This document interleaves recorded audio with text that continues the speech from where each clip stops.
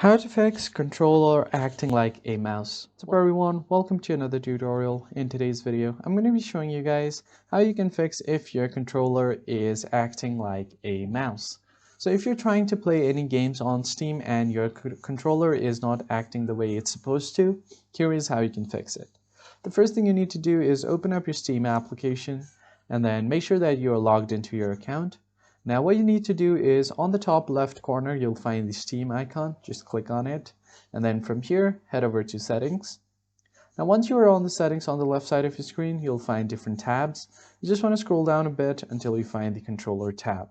So if you have any controller connected, it will show up right here.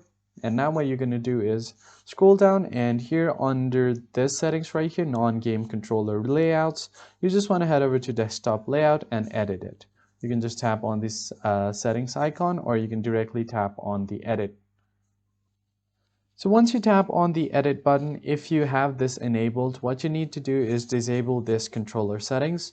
So you are just gonna disable it. As you can see here, it is showing me like a controller settings. So you just want to disable it, then close it out, and once you do that, you can close your entire Steam.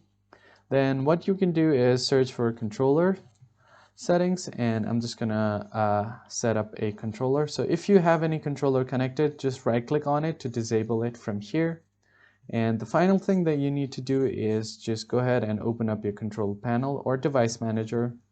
So I'm just gonna search for device manager here, open it up, and if you see your controller right here, let's say if this is your controller, you are just going to right click on it to disable device, and once you restart your PC and reconnect, it will download all of the necessary drivers, and it will make sure that it's running on the latest drivers, which will ensure there are no errors and all of your gaming experience will be very smooth. So that's pretty much it guys. I hope you found it helpful. I'll catch you guys on the next one.